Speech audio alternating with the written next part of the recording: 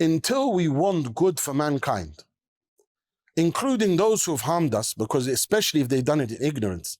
Allah says, for example, about Bani Israel, that He sent His slaves over them, and they were the Muslims of the time.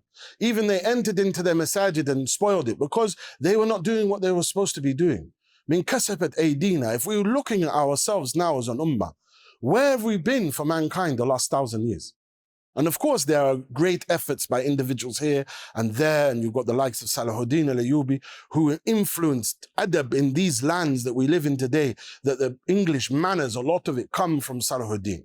And there's scholars, non-Muslim scholars, who've written about this, and books have been written about the impact that Salahuddin had on the manners and etiquette of the West. And of course, we know the impact of Al-Andalus with perfumes and the rest of it. But where recently are we?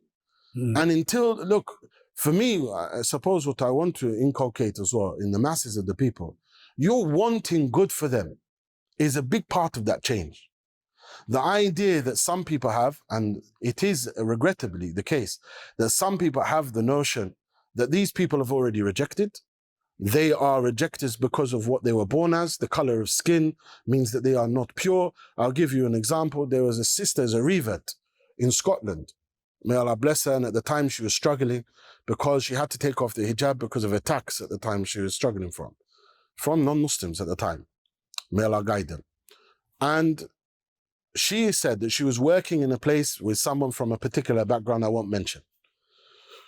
And that person has said to her, I wanted to marry a revert. And she's a sister that said it. But then I realized I want to marry a proper Muslim. Oh. Abu Bakr, not a proper Muslim. Uthman, not a proper Muslim. Ali, not a proper Muslim. They were all reverts. All of them were reverts. Almost all of the Sahaba were reverts, or the children of reverts, every single one of them. Those who opened Al-Andalus from the Amazigh were all reverts, including the great commander, Tariq. And if not reverts, sons of reverts. And they were requested to go in from the Yahud, from the Jews and the Christians, to liberate them from an oppressive king, because they wanted the justice of Islam.